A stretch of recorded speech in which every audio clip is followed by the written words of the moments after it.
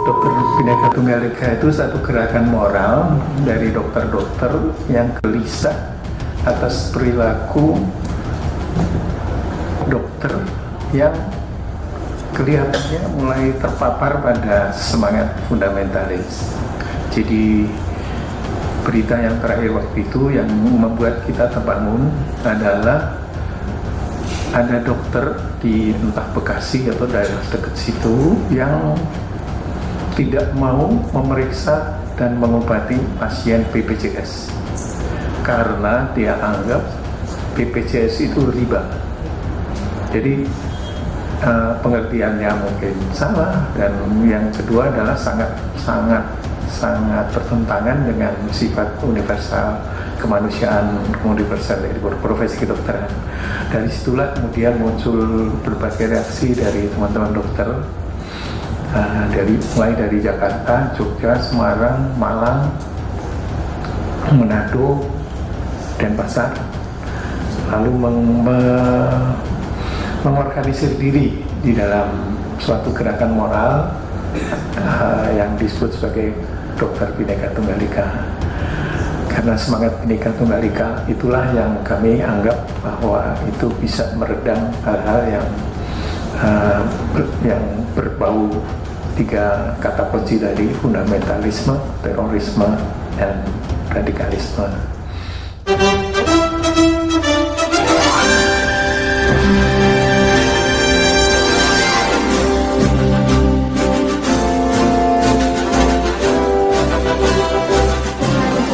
Testimoni dari penulis buku yang kali ini akan diwakili oleh Abang Gofur selaku penulis. Kepadanya waktu dan tempat dipersilakan.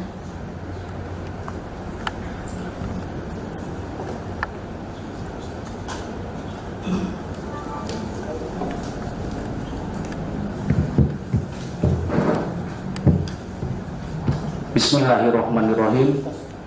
Assalamualaikum warahmatullahi wabarakatuh. Alhamdulillahirabbil alamin wa bihi nasta'in wa ala umri dunya waddin. Wassalatu wassalamu ala asrofil anbiya'i wal mursalin wa ala alihi wa ashabihi ajmain, amma ba'du. Salam sejahtera bagi kita semua.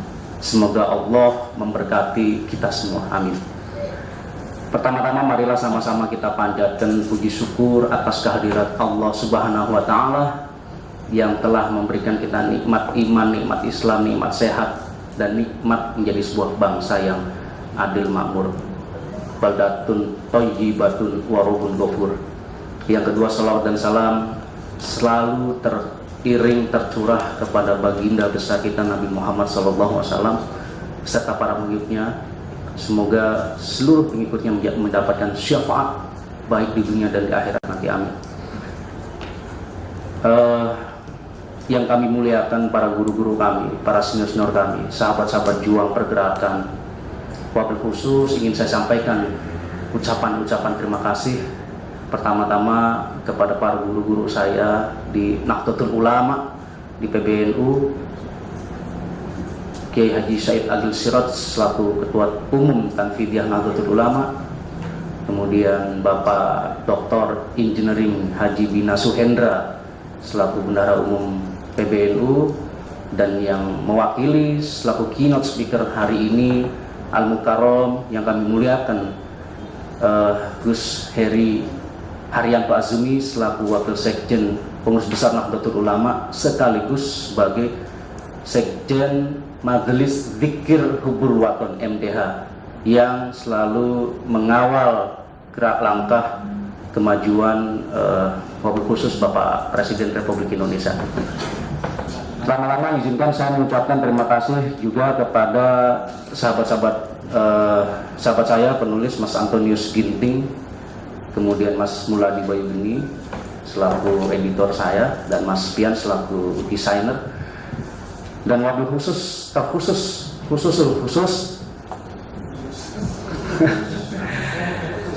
Profesor Dr. Ahmad Joyo Sigito yang menjadi guru saya, ya, mewakili Dokter Bhinneka Tunggal Ika. Kita ambil aplaus dulu. Dr. Esther Situmeang atau Situmeang ya, Situmeang ya, Mbak Linda, dokter di sini hadir loh. Ternyata rekan-rekan sahabat-sahabat perjuangan teman-teman NU, wabil khusus ke Ibu Marina ya, Bu Marina ya, Dokter Marina ini anak angkat dari junjungan sahabat-sahabat muda NU, yaitu Mas almarhum Subhan ZE yang fotonya ada di sana. Kita beri aplaus. Lalu jauh-jauh datang dari Lampung ya, Dr. Patricia, Dr. Esther juga namanya, ayah beliau yang mengarsiteki pembangunan Istiqlal, dan beliau anak didiknya Gus Dur langsung. Luar biasa. Kemudian yang selanjutnya ucapan terima kasih, ribuan terima kasih kepada sahabat kita, Mas senior saya ini, Mas Ulung Rusman, beliau dari Perhimpunan Indonesia Tionghoa selaku sekjen. Selain itu beliau mantan aktivis 98 dan mantan pendidikan Lemhanas Angkatan 46 Mas ya. Sekali lagi beri aplaus pada beliau.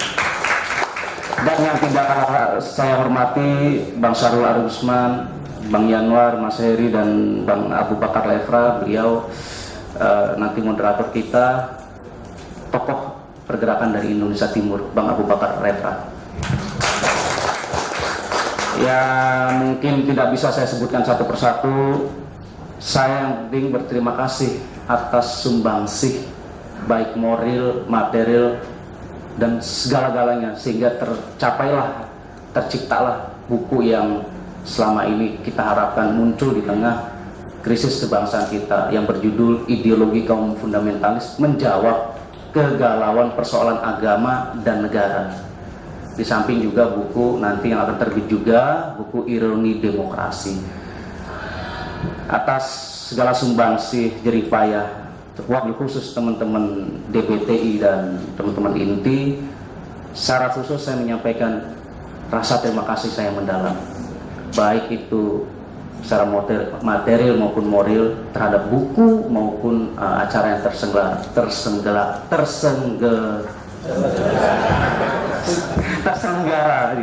Maklum, kita berhadapan dengan para senior ini yang sudah banyak makan asam garam perjuangan. Efek lapar ya.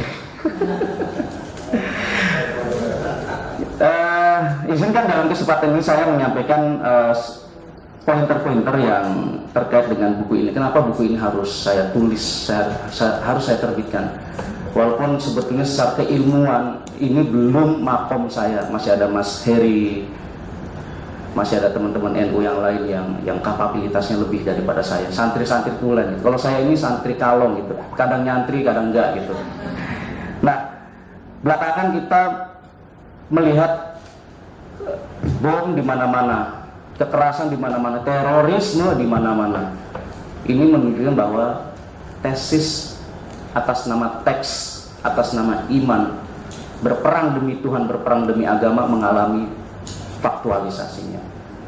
Belakangan bom di Surabaya, kemudian di kejadian terorisme di Makobrimob dan lain-lain.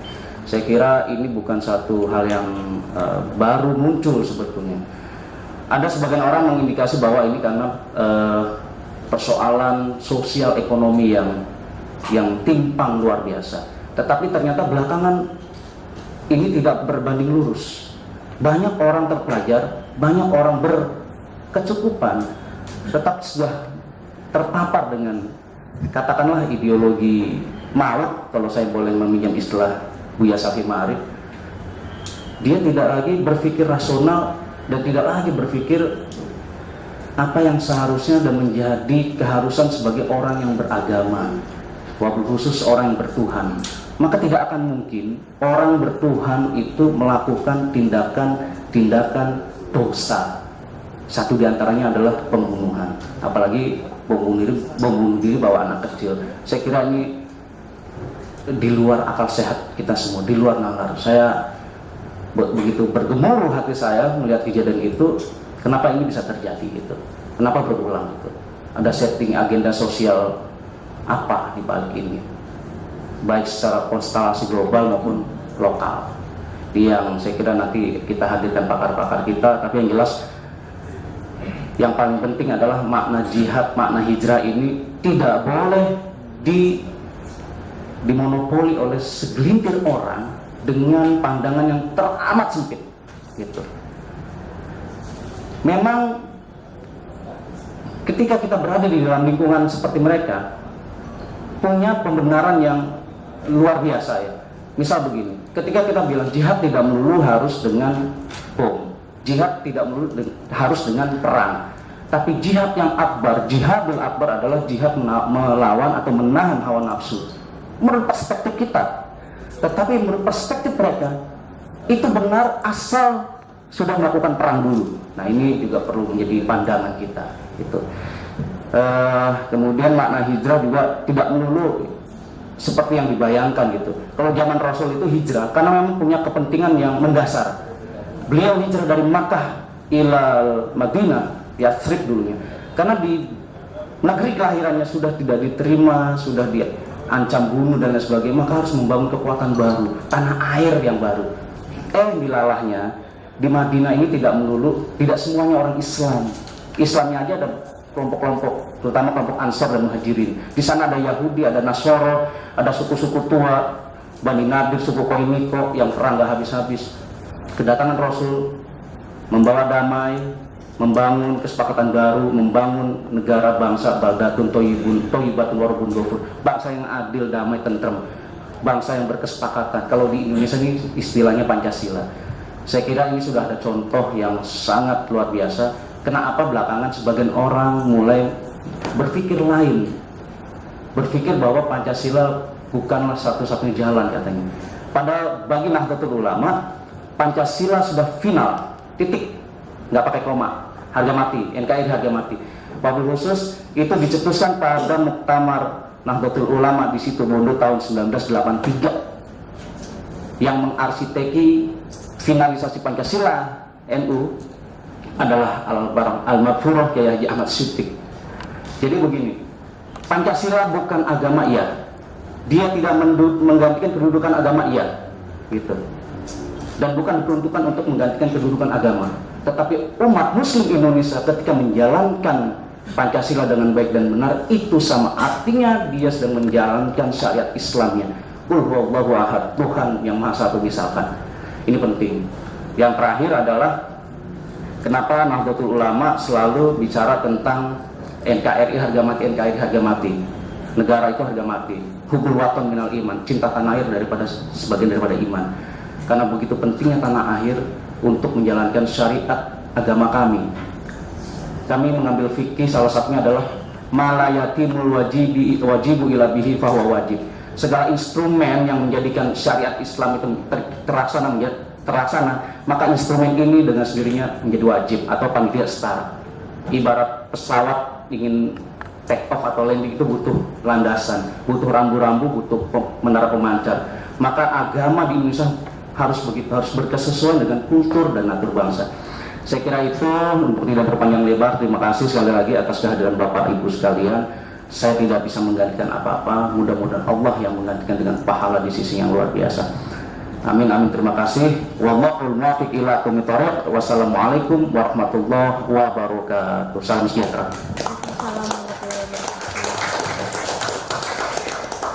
Terima kasih Bang Ghafur atas testimoninya. Testimoni selanjutnya akan disampaikan oleh guru besar kita, Bapak Profesor Dr. Ahmad Joyo Sugito, Guru Besar Ilmu Kedokteran salah satu Pemrakarsa Gerakan Moral Dr. Bhinneka Tunggal Ika.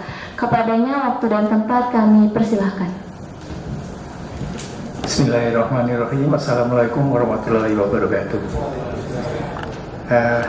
Saya mendapat tugas dari Bung Ghafur untuk testimoni.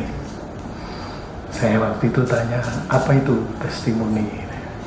Rupanya saya harus mempelajari seluruh buku ini. Dikasih waktu semalam. Jadi mungkin maaf kalau testimoni saya kurang berkenan. Jadi pertama saya ingin menjelaskan pada Bapak Ibu sekalian yang mungkin bukan anggota dari Dr. Bhinneka Tunggal Ika. Jadi Dokter Bhinneka Tunggal Ika itu satu gerakan moral dari dokter-dokter yang gelisah atas perilaku dokter yang kelihatannya mulai terpapar pada semangat fundamentalis. Jadi berita yang terakhir waktu itu yang membuat kita terbangun adalah ada dokter di entah Bekasi atau daerah dekat situ yang tidak mau memeriksa dan mengobati pasien BPJS karena dia anggap BPJS itu riba. Jadi pengertiannya mungkin salah, dan yang kedua adalah sangat bertentangan dengan sifat universal kemanusiaan, universal dari profesi kedokteran. Dari situlah kemudian muncul berbagai reaksi dari teman-teman dokter, mulai dari Jakarta, Jogja, Semarang, Malang, Manado, Denpasar, lalu mengorganisir diri di dalam suatu gerakan moral yang disebut sebagai Dokter Bhinneka Tunggal Ika. Karena semangat Bhinneka Tunggal Ika itulah yang kami anggap bahwa itu bisa meredam hal-hal yang berbau tiga kata kunci tadi: fundamentalisme, terorisme, dan radikalisme. Kebetulan juga diresmikannya waktu itu tanggal 1 Juni bersamaan, dan di Gedung Stovia.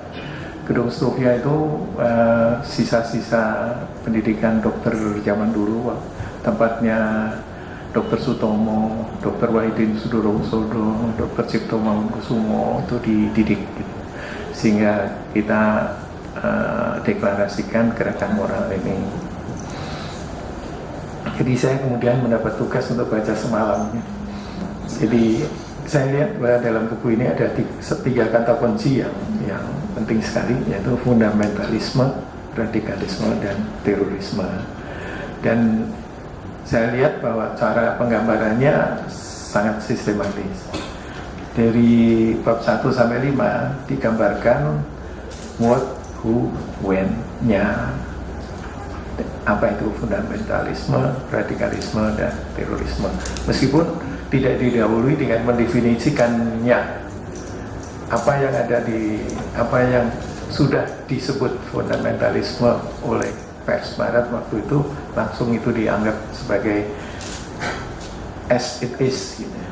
Nah, kemudian pada bab 6 sama 7 kami Bung Gofur ini kemudian menuliskan hukum-hukum atau aturan-aturan pengertian dalam Islam yang terkait dengan tiga kata kunci tadi. Mana yang benar, mana yang salah, dasarnya adalah Quran, hadis, dan kesepakatan para ulama. Itu adalah 6 dan 7. 8, 9, dan seterusnya kami lihat ini justru disintesekan antara deskripsi data tadi dengan konsep-konsep pengertian yang ada di bagian kedua bab 6, 7 tadi, sehingga di situ apa yang terjadi, what, who, when, dan how-nya jadi tersambung, sehingga saya kira bisa memberikan satu pengertian yang komprehensif dan bersambungan, gitu. Terutama kaitannya dengan nasionalisme, kebangsaan, dan bangsa dan negara. Khususnya lagi adalah berkaitan dengan negara kita, penggunanya dalam kita memaknai apa itu NKRI dan Pancasilanya. Sehingga karena itulah kami menyambut baik ajakan dari Bung Gofur untuk bersama-sama menerbitkan buku ini dan mengadakan siang bedah buku ini. Jadi komentar saya kira buku ini berguna untuk masyarakat, hanya memang perlu satu pendefinisian yang lebih jelas dan tepat.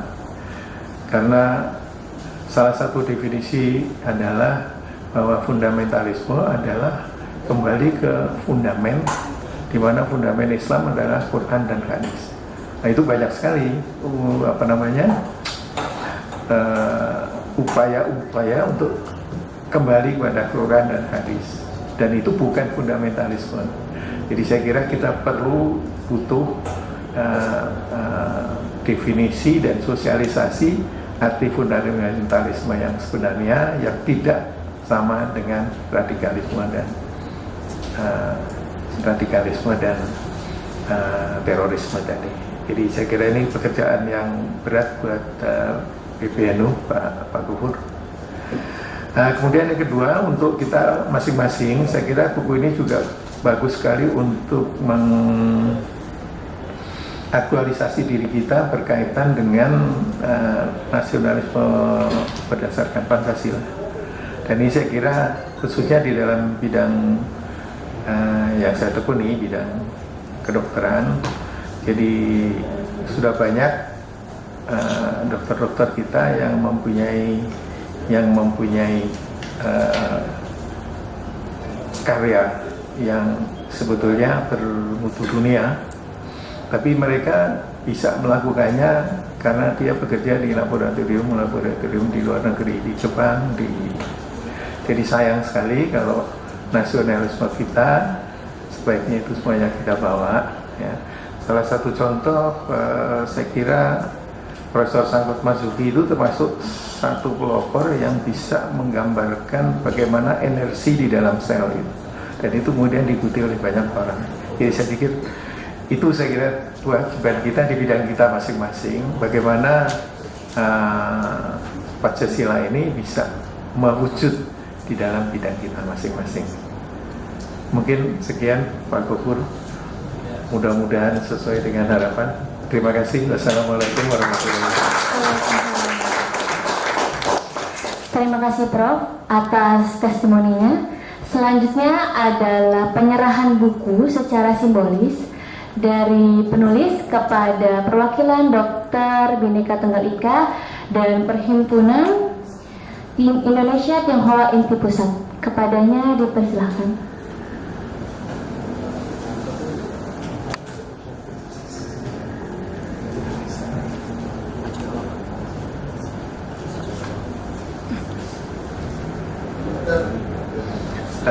DPTI diwakili oleh Dr. Esther Situmayang.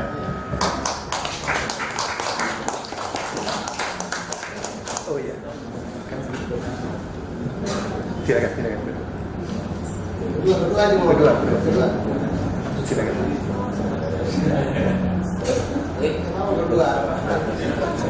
Boleh kan diwakili berdua ya, Bung Gofur?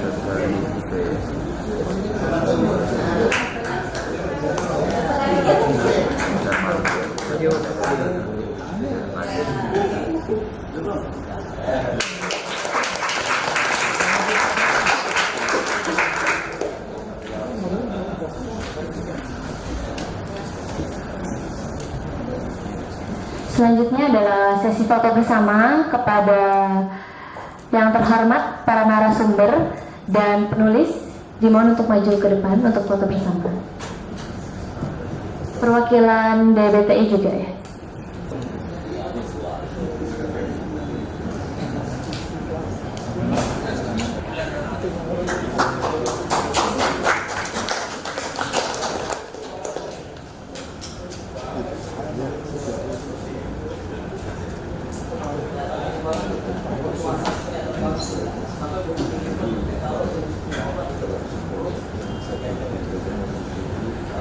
Mari kita beri tepuk tangannya sekali lagi yang meriah kepada seluruh narasumber dan penulis. Selanjutnya tausiah dan sambutan dari perwakilan PBNU kepada Cak Heri Haryanto Azumi, Wakil Sekretaris Jenderal PBNU. Waktu dan tempat disilakan. Assalamualaikum warahmatullahi wabarakatuh. Bismillah, alhamdulillah, wa syukurillah, wassalatu wassalamu ala sayyidina rasulillah wa ala alihi wa sahbihi wa man wala amma ba'du. Yang saya hormati penulis buku kita hari ini yang sedang kita luncurkan dan sekaligus kita bahas, Saudara Anton Dwi Hendra Sunarko dan sahabat Abdul Ghafur. Kita berikan tepuk tangan kepada beliau berdua. Yang saya hormati perwakilan dari Dokter Bhinneka Tunggal Ika, sebuah inisiatif yang saya kira luar biasa. Dokter Without Border, saya kira ya. Siapapun pasiennya, siapapun yang dilayani, semuanya sama di mata dokter. Saya kira ini kembali pada misi yang luar biasa. Yang saya hormati sahabat-sahabat saya dari Perhimpunan Indonesia Tionghoa, ada sekjen di sini, sahabat Ulum. Ini bukan orang lain di NU. Beliau ini, kalau tadi beliau disebut sebagai kader Gus Dur, beliau juga kader Gus Dur. Jadi Gus Dur ternyata banyak kadernya di mana-mana. Para senior, wabil khusus sahabat Yanwar Prihatin, beliau ini mentor di NU, mentor politik, mentor sosial, dan mentor segalanya. Kita berikan aplaus kepada beliau. Pertama-tama saya menyampaikan ucapan selamat kepada para penulis yang telah berhasil menyusun sebuah naskah yang saya kira cukup komprehensif, menjelaskan dari awal sampai akhir tentang bagaimana, tentang apa fundamentalisme terbentuk, dan kemudian bagaimana bahayanya terhadap NKRI. Standing kita sudah jelas, saya kira. Kita semua berdiri di pihak NKRI. Kita berdiri di pihak keberagaman. Kita berdiri di pihak kemanusiaan. Nah, kadang-kadang dalam suatu tuntutan politik kita sering bermain-main dengan hal-hal ini, bermain-main dengan fundamentalisme, bermain dengan radikalisme, bermain-main dengan khilafah, bermain-main dengan segala isu yang kita anggap seksi untuk politik. Padahal saat yang sama kita sedang menanamkan suatu pandangan yang sangat berbahaya bagi keberagaman kita. Kita mungkin ingat beberapa puluh tahun yang lalu, Islam terutama di Indonesia dan tentunya di beberapa negara muslim yang lain menjadi satu komoditas politik yang luar biasa. Dan saya kira, saya takut hari ini akan terulang kembali dengan maraknya persaingan, dengan maraknya tuntutan untuk melakukan ganti presiden misalnya. Nah, ini bagi saya di luar konteks politik, ini di luar konteks agama saja. Ini semua adalah suatu bahaya yang harus kita sadari bersama. Membawa agama dalam panggung politik sama hanya kita membawa sebuah monster yang sewaktu-waktu akan menggigit balik kita yang membawanya. Saya kira itu. Buku ini memang belum cukup dibahas, tapi saya kira dengan hadirnya para pembahas di sini, ini akan menjadi satu bentuk pengalaman baru yang akan didiseminasi pada sisi masing-masing. Sahabat Ulung, beliau ini seorang Katolik, seorang Tionghoa, dan juga supporter NU. Kita tidak bisa membuat sebuah single identity untuk setiap kelompok di Indonesia hari ini. Hari ini saya NU, saya tumbuh di keluarga NU, tapi istri saya seorang Tionghoa, saudara-saudara istri saya seorang kebanyakan Katolik, Kristen, dan Buddhis. Jadi saya bisa merasakan langsung bagaimana keberagaman itu suatu kekuatan yang harus kita jadikan pegangan hari ini. Saya selalu mengatakan bahwa perbedaan bukanlah masalah di Indonesia. Perbedaan adalah sumber kekuatan nasional yang harus diperdalam, harus diperkuat sehingga menjadi modal kemajuan kita ke depan. saudara-saudara semua, beberapa saat yang silam kebetulan saya diminta untuk mendampingi Panglima TNI dan Kapolri dalam safari Ramadan ke berbagai daerah, dari Aceh, Medan, Palembang, Bandar Lampung, Tasikmalaya, Lombok, Surabaya, dan masih ada beberapa yang lain. Ada satu kebutuhan yang saya kira mendesak bagi kita semua, yaitu bagaimana kita menyusun agenda bersama. Menyusun agenda bersama. Kenapa saya katakan menyusun agenda bersama? Hari ini kita semua tahu, kita semua sadar bahwa ada ancaman besar yang sedang melanda Indonesia. Ancaman yang namanya disebut dengan khilafah, ancaman yang disebut dengan tuntutan menjadi single identity, ancaman menjadi simbol tunggal Islam misalnya di Indonesia. Nah, di NU memang tadi disampaikan oleh sahabat Gofur, penulis kita, bahwa NKRI harga mati, NKRI sudah final. Tapi jargon itu tidak cukup. Jargon itu tidak cukup memadai untuk kemajuan kita ke depan. Kami bersama sahabat Ulung ini selalu berpikir bahwa jargon tanpa implementasi itu akan membuat kita tidak bisa bergerak kemana-mana. Kenapa? Karena memang perbedaan itu ada. Kita tidak mengingkari adanya perbedaan. Kita tidak mengingkari adanya perselisihan. Kita tidak mengingkari adanya identitas yang berbagai-bagai di Indonesia ini.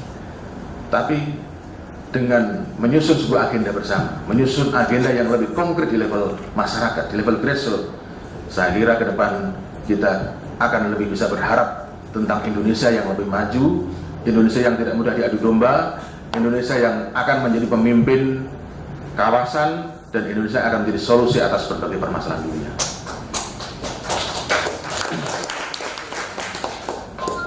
Beberapa saat yang silam juga Presiden kita Joko Widodo sudah menginisiasi pertemuan trilateral antara Indonesia, Pakistan, dan Afghanistan. Kita tahu konflik di Afghanistan adalah konflik yang sudah sangat menaun, konflik yang sudah sangat lama. Terlepas dari kepentingan dan pertaruhan geopolitik di situ, kita terpanggil untuk menjadi problem solver bagi permasalahan-permasalahan yang ada di kalangan dunia Islam. Saya kira Pakistan, Afghanistan baru salah satu di antara problem-problem yang mungkin kita selesaikan ketika Presiden Jokowi menjadi simbol, menjadi ikon dari pemimpin Islam di dunia. Mengatakan Pak Jokowi PKI, mengatakan Pak Jokowi Cina, saya kira tidak tepat. Beliau hari ini sudah menjadi salah satu dari pemimpin terkemuka Muslim di dunia, mungkin di bawah 20. Beliau adalah salah satu di antara pemimpin terkemuka di dunia dengan skor di bawah 20. Artinya beliau paling didengar hari ini di dunia Islam. Tentunya beliau bersama NU, bersama Muhammadiyah, bersama ormas-ormas Islam lainnya, dan tentunya bersama dengan kita semua akan menjadi contoh yang baik untuk sebuah Indonesia yang mampu memberikan solusi-solusi bagi permasalahan di dunia pada umumnya. Kami di NU juga bergerak tanpa henti. Kita bergerak di level bawah, di level grassroots. Kita bergerak di level di mana kehadiran persaudaraan dibutuhkan. Beberapa saat yang lalu kita juga sempat ke Filipina. Kita melihat bagaimana permasalahan di sana. Kita diundang oleh kampus-kampus Katolik di sana untuk memberikan ceramah tentang Islam wasatiyah, Islam perdamaian, Islam tengah, Islam moderat. Dan ternyata apa yang tadi ditulis oleh Saudara Gofur tentang bagaimana radikalisme membentuk ancaman hari ini, itu dirasakan di mana-mana. Kemarin kita baru saja melihat bagaimana Marawi menjadi suatu ancaman baru di kawasan Asia Tenggara. Bukan tidak mungkin Marawi baru akan lahir di Indonesia kalau kita tidak waspada, kalau kita tidak memberikan satu pengertian yang utuh terhadap generasi baru Indonesia yang hari ini dengan sangat mudah terpapar dengan ancaman-ancaman atau pikiran-pikiran radikalis yang ada di kampus-kampus, ada di sekolah-sekolah, dan tentunya ada di lingkungan-lingkungan yang tidak bisa atau belum dapat mengakses informasi yang benar tentang Islam yang seutuhnya. Saya kira itu, saya memberikan apresiasi yang sedalam-dalamnya kepada penulis, kepada para penceramah, sahabat ulum, sahabat Januar, dan sahabat moderator kita, Bapak Abu Bakar Refrah. Beliau ini tokoh yang luar biasa, senior saya dulu di NU sampai hari ini. Beliau ini adalah orang yang berusaha mempertemukan NU dengan kalangan dunia luar. Beliau sering dikirim Pak Hasyim Muzadi ke Australia, ke mana-mana, ke dunia, segenap dunia, untuk mengatakan bahwa di Indonesia ada NU yang selalu punya misi rahmatan lil alamin, memberikan damai kepada seluruh semesta alam. Akhirnya demikian yang bisa saya sampaikan. Wallahul muwaffiq ila aqwamit thoriq. Wassalamualaikum warahmatullahi wabarakatuh.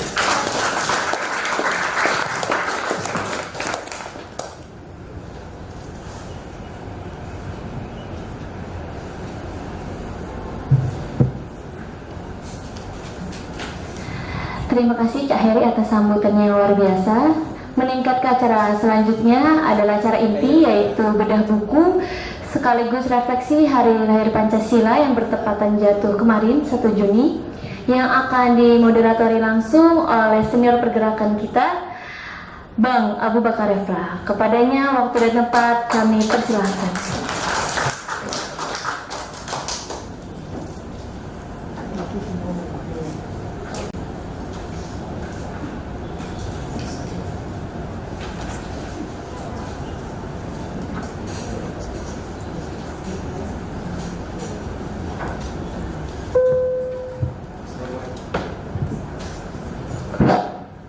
Assalamualaikum warahmatullahi wabarakatuh. Alhamdulillahirabbil alamin wa bihi nasta'inu ala umuri dunya waddin. Wassalatu wassalamu ala asrofil anbiya wal mursalin sayyidina wa maulana Muhammadin wa ala alihi wasallam. Selamat sore, selamat menjelang buka puasa,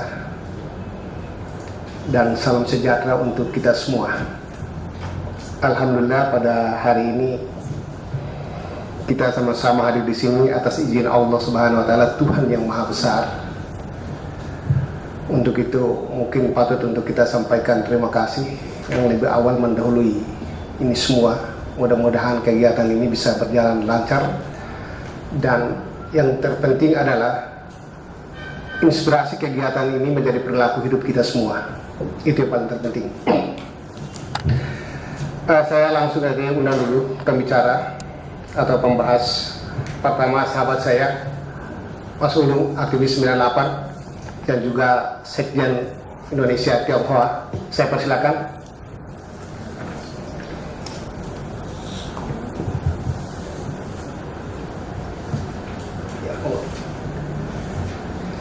Saya juga undang pimpinan saya, Wakil Sekjen PBNU. Di lain sisi, beliau ini adalah pimpinan saya, walaupun saya mengkaderkan dia di pergerakan mahasiswa Islam. Saya persilakan.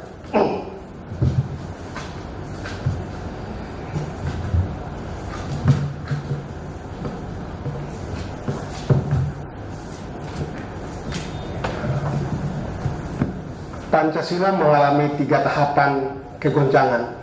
Pertama ketika Orde Baru, kedua ketika Orde Lama, kedua ketika Orde Baru, dan ketiga masa realitas. Saya kira semua anak cucu Adam itu melewati 3 era itu, masa lalu, kini, dan akan datang. Insya Allah pergolakan itu membuat Pancasila semakin dewasa, semakin kuat, dan yang paling terpenting adalah semua yang ada di sini adalah warga besar Pancasila dan berkomitmen untuk menegakkan Pancasila. Tadi sudah disinggung oleh sahabat saya, Heri, bagi Nahdlatul Ulama, NKRI dan Pancasila adalah bentuk final. Oleh karena itu, ketika mencoba untuk mendiskusikan ideologi selain Pancasila dan bentuk negara selain Indonesia, negara kesatuan, maka dalam bahasa Nahdlatul Ulama itu adalah gerakan buhot, makan. Maka jawabannya cuma satu. Para dokter tahu bagaimana mengamputasi agar tidak menjaratkan ketika seseorang menderita penyakit diabetes. Itulah. Hari ini sahabat saya, walaupun saya baru tadi malam menerima ini jam 11:30 ya. Saya baru menerima setengah 12 tadi malam untuk mencoba melihat Dan dua pembicara di depan ini adalah sahabat-sahabat saya. Dalam 1 minggu terakhir ini ada 3 diskusi bertema tentang radikalisme, ekstremisme, dan fundamentalisme yang berujung pada gerakan terorisme. Baru beberapa hari lalu di Hotel Sahid kurang lebih 1.800 orang aktivis 98 yang membahas judul yang sama. Kemarin ketika saya jadi pembicara juga di aktivis 98 di Jalan Pakubuwono membahas topik yang sama, dan hari ini kita diingatkan oleh Gofur untuk memberikan pemahaman yang konstruktif tentang bagaimana agama menjawab persoalan terorisme yang begitu subur dan realita kita hadapi pada hari ini. Penulis, saya coba baca tadi malam, ada 3 orang yang saya kira 4 orang, tapi 1 saya lupa, sahabat editor. Kemudian ada lagi 2 penulis, Gofur dan Mas Anton, 2 penulis yang kenapa saya sebut, karena tadinya Gofur ini mencita-citakan untuk menulis buku ini dengan judul Ayat-ayat Politik dalam Al-Quran. Tetapi ketika waktu mempertemukan dia dengan sahabat Anton, maka topik itu bergeser seperti judul di atas. Saya kira ini diilhami oleh naluri, jiwa dan semangat untuk sama-sama hidup dalam keberagaman.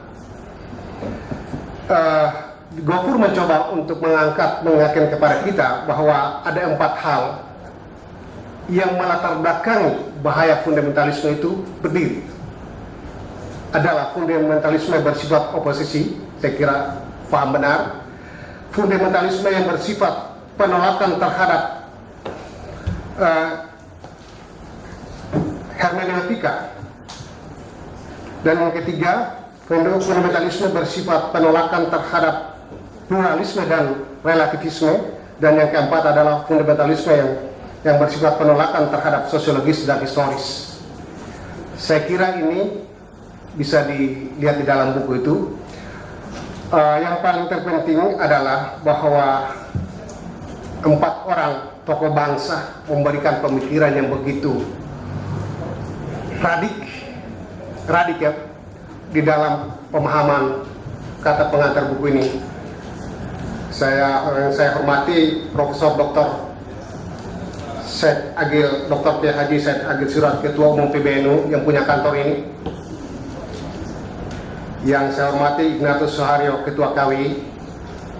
Yang saya hormati Bung Buya Ahmad Syafi Ma'arif, Ketua PP Muhammadiyah tahun 2000-2005 atau pendiri Ma'arif Institute, dan Profesor Dr. Magdi Suseno. Mereka melihat karya ini sebagai sesuatu yang penting dalam kehidupan kebinekaan. Dan yang paling terpenting adalah kerjasama antara Lembaga Kajian Strategis Bangsa dan Dr. Bhinneka Tunggal Ika yang mensukseskan momentum hari ini untuk kita semua. Untuk itu saya mengajak kita semua memberikan aplaus sebelum dimulai. Dan saya kira nanti siapa yang dulu? Ulung ya. Tapi sebelum Ulung memulai ini, saya hanya ingin mengingatkan kita semua, saya kira sesuatu yang sudah lumrah terjadi. Setelah ini nanti bila ada hal-hal yang perlu kita diskusikan, bisa ada termen atau waktu yang bisa diberikan. Saya persilakan. Baik, Assalamualaikum warahmatullahi wabarakatuh. Selamat sore Bapak Ibu semuanya. Terima kasih Bang Abu Bakar. Saya ini adalah ketiga kali saya dalam tahun ini datang ke PBNU berdiskusi terkait dengan masalah fundamentalisme ini. Tentunya saya mewakili Perhimpunan Inti menyambut baik kehadiran daripada buku Ideologi Kaum Fundamentalisme ini, ya, karangan dari sahabat Bu Gofur dan juga Mas Anton. Bapak Ibu semua, saya bisa merasakan bahwa kehadiran kita dalam acara bedah buku ini salah satu kandungan dan salah satu motivasi kehadiran kita tidak lebih tidak kurang sesuai dengan subtema yang ada, yaitu menjawab kegalauan persoalan agama dan negara. Dalam hal ini tidak bisa kita pungkiri bahwa ini menjadi kegaulan kita secara pribadi. Bahkan kalau saya tidak melebihkan, ini menjadi salah satu kekhawatiran kita melihat situasi bangsa kita, terutama beberapa tahun terakhir ini. Saya ingin memberikan beberapa pengantar sebelum kita berdiskusi. Yang pertama, beberapa waktu lalu saya sempat berdiskusi dengan salah satu duta besar satu negara. Salah satu penekanan dari Dubes yang sekarang sudah berpindah tugas ke negara lain, beliau menyampaikan bahwa mungkin dalam beberapa tahun ini mereka dalam konteks negara memandang Indonesia tidak terlalu khawatir dalam konteks mereka melihat bahwa masih banyak dan mayoritas daripada masyarakat Indonesia ini cara berpikirnya ini sebenarnya jelas 100% NKRI, Pancasila, Bhinneka Tunggal Ika, dan Undang-Undang Dasar 45 clear. Namun ada satu fakta yang saya juga cukup kaget yang diberikan oleh Dubes tersebut, bahwa mereka memperhatikan dan juga merekam, artinya memotret perilaku dan juga cara berpikir daripada anak-anak muda kita, terutama yang di bawah 17 tahun, 16 sampai 19 tahun. Dalam gambaran tersebut kurang lebih yang ingin disampaikan adalah pergerakan anak-anak muda ini yang generasi milenial ini bergerak menuju kanan dalam kurun 2 tahun terakhir ini, kecepatannya luar biasa. Nah, kalau sampai kelompok-kelompok seperti ini bertumbuh menjadi satu kelompok kelas menengah yang kuat, tentunya ini akan menjadi persoalan besar bagi arah perjalanan bangsa kita ke depan. Nah, kira-kira 1 bulan yang lalu, 3 minggu yang lalu, saya juga mendapatkan satu data tentang kaitan antara generasi Z, artinya generasi milenial, dan pengaruh agama. Yang terendah itu adalah Jepang. Jepang itu korelasi antara agama dan juga anak mudanya yang di bawah umur 20 tahun itu rata-rata adalah 7%. Untuk Indonesia angkanya adalah 93%. Ini adalah fakta kedua. Jadi saya pikir saya bisa merasakan betul kekhawatiran dan menjadi satu hal yang dialami oleh teman-teman dokter dalam hal ini. Kemudian teman-teman dokter saya anggap ini luar biasa, dalam waktu yang cukup cepat, progresif, itu langsung bisa membentuk dokter Bhinneka Tunggal Ika. Kami di Perhimpunan Indonesia Tionghoa, Bapak Ibu semua, tidak lepas dari kecemasan dan kegalauan dan kekhawatiran dalam kurun 2 tahun terakhir ini. Salah satu contohnya adalah kami punya satu program beasiswa yang sudah kami launching sejak tahun 2008, dan kurang lebih kami sudah menyalurkan bantuan beasiswa ini ke 1.102 adik-adik sekolah.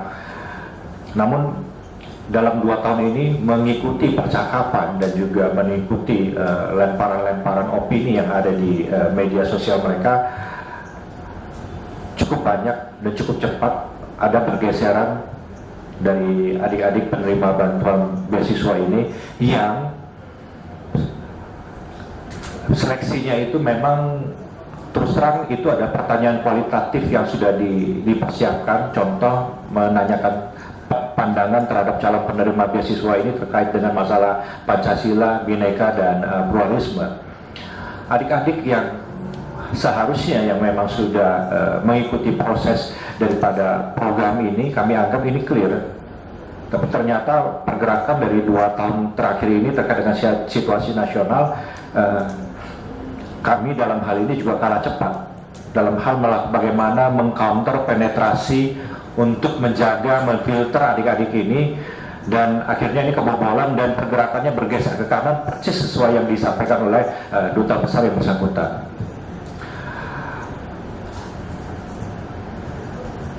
Apalagi kami juga bisa memahami situasi ini tentunya sudah merasuki dalam semua posisi kehidupan kita.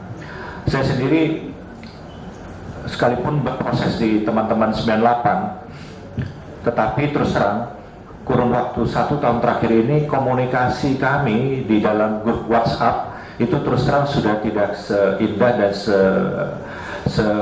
sebaik beberapa tahun yang lalu.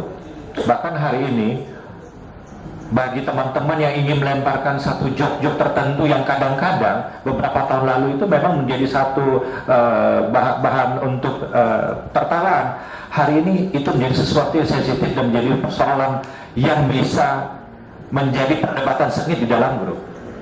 Oleh karena itu saya pikir terkait dengan hal-hal seperti ini, buku ini bukan hanya saja relevan, tetapi Bung Gofur dan Mas Anton mampu membedahnya dengan luar biasa jernih, ya. Dan saya coba, tadi saya sempat berbicara dengan Mas Heri, karena saya tadi begitu mendengar pengantar dari Bung Gofur. Di sini disampaikan banyak rekan-rekan yang dari luar kota, dan ternyata kehadiran Bapak Ibu yang di sini juga dari latar belakang berbagai bidang dengan masing-masing apa yang sudah dikerjakan.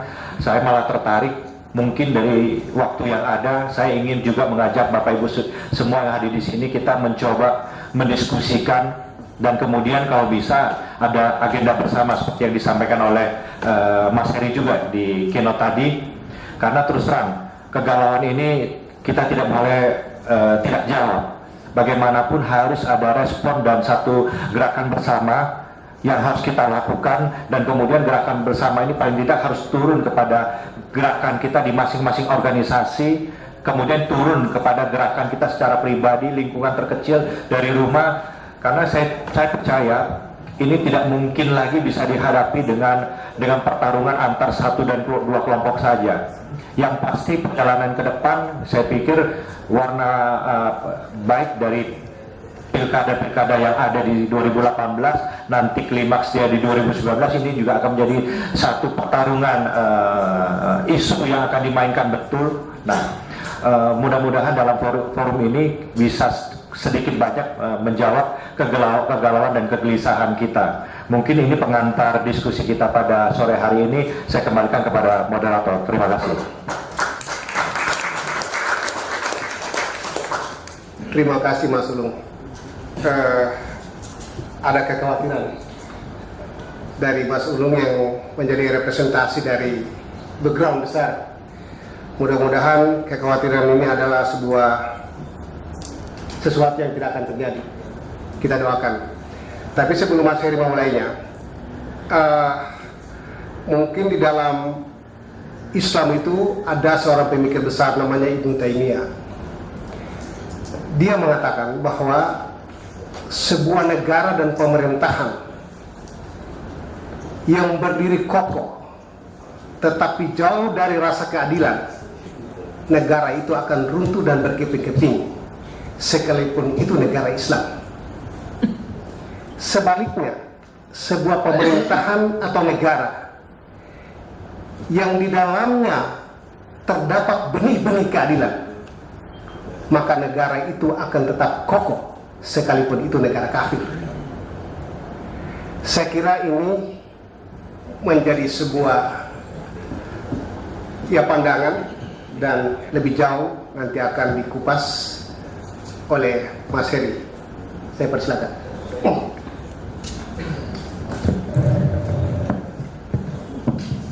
Ya, terima kasih Bang Adu. Assalamualaikum warahmatullahi wabarakatuh. Saya langsung saja. Saya kira poin utama yang menjadi sumber kegalauan kita hari ini adalah, terutama yang kelompok Islamis, adalah tentang bentuk negara. Karena memang belum ada satu referensi yang sangat spesifik tentang negara Islam atau bentuk negara apa yang harus dianut oleh kelompok Muslim di dunia. Kalau kita belajar sejarah pasti sangat variatif bentuknya dan rata-rata adalah dinasti. Tapi ada satu penggalan sejarah yang sebenarnya sangat penting untuk kita lihat, yaitu penggalan sejarah yang sangat singkat, yaitu pada zaman Nabi, di mana sebenarnya itu adalah satu bentuk landasan negara yang sangat modern, di mana negara adalah bentuk perjanjian dari berbagai kelompok yang ada di wilayah tersebut. Katakanlah negara Madinah, negara Nabi. Negara Madinah adalah negara yang didasari sebuah konstitusi, di mana ada pengakuan terhadap seluruh komponen warga negara, apapun agamanya, apapun sukunya, semua terikat dalam namanya konstitusi Madinah atau piagam Madinah. Nah, kalau kita kembali atau kita rujuk ke dalam pengalaman Indonesia, saya kira pengalaman Nabi ini itu dipahami dengan baik oleh para pendiri bangsa Indonesia, founding fathers Indonesia, Bung Karno dan sekian yang lainnya, di antaranya adalah Kiai Haji Wahid Hasyim, Kiai Maskur dan sebagainya, yang mengatakan bahwa Indonesia itu adalah negara perjanjian, Darul Ahdi, negara perjanjian. Dan sebelumnya dalam pengalaman Muktamar NU sebelumnya di Banjarmasin disebutkan bahwa Indonesia adalah Darussalam, negara perdamaian atau negara damai. Jadi tidak ada satu alasan yang cukup kuat untuk mengatakan bahwa negara Indonesia adalah negara tauhid atau negara kufur, sebagaimana disampaikan oleh HTI misalnya, yang selalu dalam ceramah-ceramah di kampung-kampung sampai di mana-mana mengatakan Indonesia adalah tauhid, kufur yang wajib diperangi. Nah, ini saya kira dua perbedaan yang sangat tegas dan jelas. NU mengatakan kita adalah negara damai, negara perjanjian. Dalam satu riwayat dikatakan bahwa Nabi Muhammad mengatakan, bersabda bahwa barang siapa membunuh dhimmiyan itu adalah kelompok non-muslim yang hidup di dalam komunitas muslim, maka sesungguhnya dia telah memusuhi saya, menyakiti hati saya. Dan barang siapa menyakiti hati saya, memusuhi saya, maka tidak akan pernah mencium bau surga. Nah, artinya apa? Sangat jelas pemihakan Nabi terhadap kaum dhimmi, kelompok minoritas dan sebagainya. Kenapa? Ketika kita terikat dalam sebuah perjanjian, siapapun anggota perjanjian itu, maka semuanya wajib dilindungi. Itulah Indonesia hari ini. Jadi kewajiban negara adalah melindungi segenap warga negara tanpa memandang agama, tanpa memandang asal usul, tanpa memandang etnis dan sebagainya. Nah, inilah saya kira dasar konstitusi maupun dasar teologis sebenarnya yang menjadi pegangan kita. Kalau kita bertemu dengan kelompok-kelompok yang mengatakan itu, kita harus berani mengatakan dengan tegas bahwa Indonesia adalah negara yang sangat Islami, negara yang tidak bertentangan dengan prinsip-prinsip Islam. Nah, ini. Jadi kadang-kadang kita kalau bertemu dengan mereka diberikan seolah-olah itu benar, ada dalil-dalil begitu. Kadang-kadang sebagian masyarakat yang memang tidak terbiasa bersentuhan dengan dalil-dalil ini akan dengan cepat terpengaruh dan kemudian ikut dalam kelompok itu. Nah, saya kira ini tugas yang tidak mudah, karena hari ini kita hidup dalam situasi yang sangat cair, sangat fluid, di mana-mana kita tidak bisa melihat siapa lawan dan siapa kawan dalam konteks ini. Karena itulah sangat penting tugas para tokoh agama, para ulama dalam menjelaskan, memberikan pendapat yang benar tentang Islam Indonesia hari ini. Saudara-saudara semua, saya kira ada hal-hal yang harus dilakukan bersama-sama ke depan ketika kita melihat bagaimana pandangan-pandangan ekstrim tadi disebutkan sahabat Pulung sudah demikian cepat tersebar di kalangan-kalangan milenial misalnya. Maka mau tidak mau, kalau dari sisi Islam, konsep dakwah harus menjadi lebih fleksibel. Dakwah bukan lagi ceramah seperti ini, dakwah harus menjadi sarana percontohan, sarana ketauladanan di kalangan masyarakat. Kenapa? Karena dengan banyaknya media untuk menyampaikan pendapat, menyampaikan pandangan, Facebook, sosial media maupun yang official media, saya kira dunia hari ini tidak bisa membedakan mana yang prioritas dan mana yang tidak prioritas, mana yang urgen dan mana yang tidak urgen, kita tidak bisa membedakan. Karena seseorang bisa dengan cepat misalnya menghina pimpinan NU, bahwa pimpinan NU itu menerima bantuan dari pemerintah sekian, padahal itu bohong semua, atau bagaimana. Nah, ini cerita tentang sosial media, ini cerita yang tepat sekali dicerna sehingga kemudian digunakan sebagai alat propagasi, alat propaganda yang merugikan tentunya bagi semua pihak. Saya tidak pernah bisa membayangkan kalau negara ini tidak ada NU. Saya tidak membayangkan. Kenapa? Kita bisa mengatakan Indonesia negara dengan mayoritas Islam, tapi hal yang sama juga ada di Timur Tengah. Bahkan most of the Muslims, Syria, Libya, Yaman, itu negara-negara mayoritas Muslim. Tapi negara-negara tersebut juga tidak mampu menjaga dirinya dari namanya pandangan-pandangan itu. Kenapa saya mengatakan NU, jika tanpa NU Indonesia bubar? Kenapa? Karena NU ini adalah organisasi para ulama yang mengorganisir diri sehingga bisa bergerak dengan cepat jika ada terjadi masalah-masalah penting di bangsa kita ini. Kita tidak pernah bisa membayangkan bagaimana jika tidak ada peristiwa 10 November di Surabaya yang didahului dengan fatwa resolusi jihad oleh Mbah Hasyim Asy'ari di Jombang. Waktu itu Bung Karno bingung bagaimana hukumnya menghadapi penjajah yang mau masuk kembali di Indonesia. Bung Karno aja pemimpin kita waktu itu ingin memastikan bahwa langkah itu ada dasarnya. Maka dengan cepat Mbah Hasyim mengundang para ulama se-Jawa Madura dan kemudian memutuskan bahwa wajib hukumnya mempertahankan negara Indonesia walaupun secara konstitusi bukan negara Islam, tapi karena kita menggunakan prinsip hubbul waton minal iman, cinta tanah air adalah sebagian dari iman, maka kita semua dengan pimpinan Mbah Hasyim Asy'ari terjadilah peristiwa 10 November dan kita tahu semua disitulah titik balik pengakuan dunia internasional terhadap negara Kesatuan Republik Indonesia. Jadi saya kira ke depan langkah-langkah yang harus dilakukan adalah bagaimana menanamkan pandangan cinta tanah air di kalangan anak muda, karena mereka lah pewaris negara ini, pewaris bangsa ini.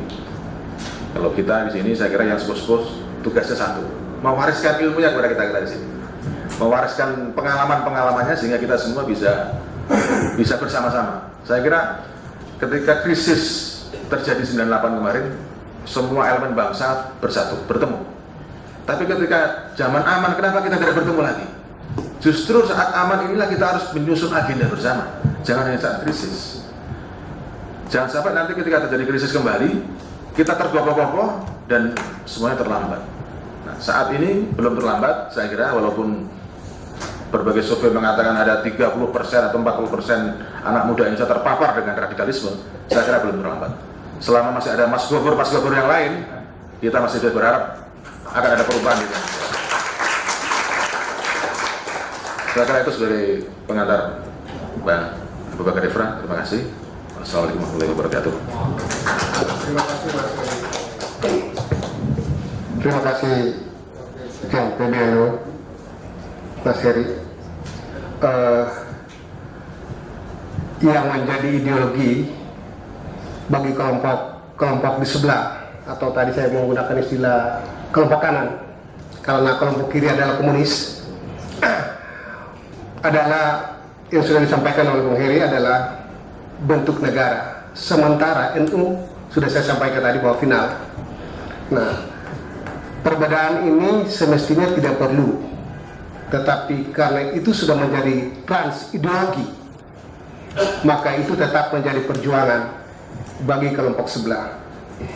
Untuk membahas lebih jauh lagi, dengan hormat saya persilakan Al-Mukarramah Kiai Haji Ali Mahfud untuk memberikan sepatah dua kata.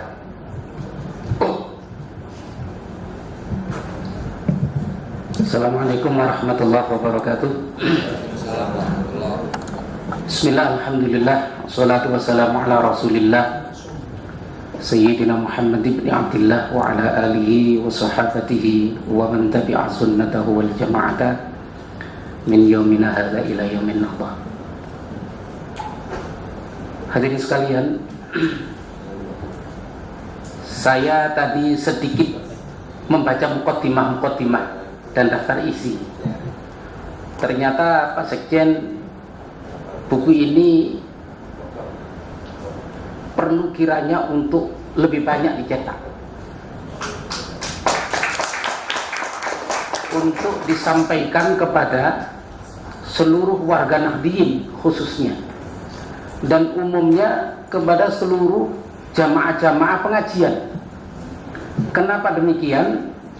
Karena saat ini jamaah-jamaah pengajian di tingkat akar rumput di masyarakat kita itu sudah mulai tergeser bahwasannya Islam itu kalau sudah pakai baju putih-putih, kopiah putih, terus berteriak Allahu Akbar, ini diakui bahwasannya orang Islam. Sehingga tidak heran kemudian kemarin tahun lalu ketika ada gerakan 212 itu mereka dimunculkan. Sebenarnya tidak muncul sendiri-sendiri, tapi dimunculkan agar supaya gerakan-gerakan itu muncul, yang banyak dari orang-orang yang ada di dalamnya yang ikut dalam gerakan itu adalah tidak tahu sebenarnya apa yang harus mereka perbuat. Nah, ini yang kemudian mendasari saya, buku ini harus banyak dicetak lagi. Kemudian kegalauan yang ada di masyarakat Islam khususnya saat ini, pada umumnya masyarakat Indonesia, dengan adanya kelompok-kelompok radikal. Di antaranya kemarin ada Hizbut Tahrir Indonesia yang sudah dibubarkan oleh pemerintah. Beberapa waktu yang lalu saya diskusi sama mereka. Mereka tanya bahwasannya khilafah itu sudah harus dilakukan di Indonesia. Dasarnya adalah ayat Quran. Wa idh qala rabbuka lil malaikati inni ja'ilun fil ardi khalifah.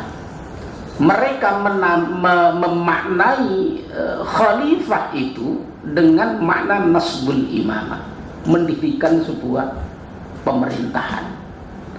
Terus saya tanya sama mereka, oke, kalau sekarang pemerintahan didirikan, khilafah didirikan, di negara mana harus didirikan? Ibu kotanya? Yang kedua, siapa yang harus menjadi khalifahnya itu siapa? Terus bagaimana cara memilihnya? Karena kita tahu bahwasannya seperti yang dikatakan oleh Pak Sekjen PBNU tadi, Pak Wakil Sekjen PBNU tadi, bahwasannya khalifah yang murni itu adalah mulai dari Abu Bakar sampai Sayyidina Ali. Setelah itu adalah kekhalifahannya adalah dengan sistem monarki, sistem kerajaan. Bapaknya jadi khalifah, kemudian diturunkan kepada anaknya, dan terus menerus seperti itu. Iya. Nah kemudian apakah seperti itu yang harus dianut? Kalau tidak seperti itu, seperti apa? Maka salah satu tokoh HTI ini tidak bisa menjawab apa yang saya tanyakan tadi itu. Nah, saya sepaham dengan apa yang disampaikan oleh Pak Wakil Sekjen, bahwasannya pemerintahan, sistem pemerintahan yang ada di negara Indonesia ini adalah sudah sama dengan sistem kekhalifahan mulai dari Abu Bakar, Umar, Utsman, dan Sayyidina Ali. Kemudian yang sudah baik ini mau dirubah seperti apa lagi? Maka Bapak Ibu sekalian, saya berterima kasih kepada Bung Gofur dan Lembaga Kajian Strategis Bangsa LKSB Pada saat awal berdirinya LKSB ini, Bung Gofur datang ke rumah, bahwasannya beliau akan mendirikan sebuah lembaga kajian yang dinamakan LKSB. Mudah-mudahan ke depan LKSB semakin eksis dan banyak diterima oleh masyarakat kita. Amin ya rabbal alamin. Terima kasih. Wallahul muwaffiq ila aqwamit thoriq. Assalamualaikum warahmatullahi wabarakatuh. Terima kasih Pak Kiai. Pak Kiai telah memberikan kita satu pemikiran yang merupakan kelanjutan diskusi dengan kelompok HTI dan ternyata tidak bisa dijawab atau setidaknya adalah question mark. Lalu bagaimana kemudian harus dipaksakan untuk gerakan itu harus berlanjut? Itu sesuatu yang tidak akan mungkin terjadi. Waktu ini kita akan berikan kepada audiens, mudah-mudahan bisa memboboti ini semua menjadi sebuah materi yang lengkap dalam memboboti buku ini, dan akan kita cetak dalam jumlah yang banyak karena masyarakat Nahdlatul Ulama itu kurang lebih sekitar 90-an juta.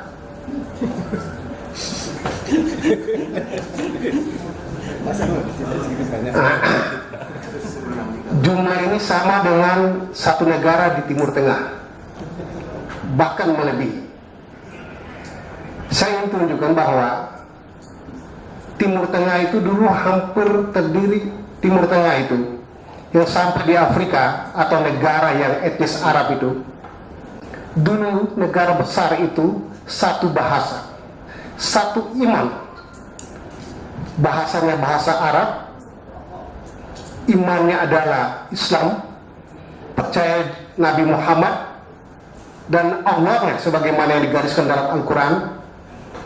Tetapi hari ini daratan besar itu menjadi berkeping-keping sekian puluh negara, padahal mereka memiliki kohesivitas yang cukup kuat.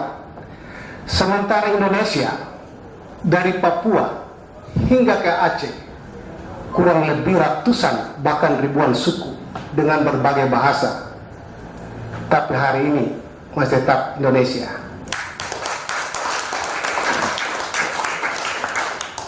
Saya kebetulan pernah dikirim ke Tel Aviv oleh almarhum Gus Dur.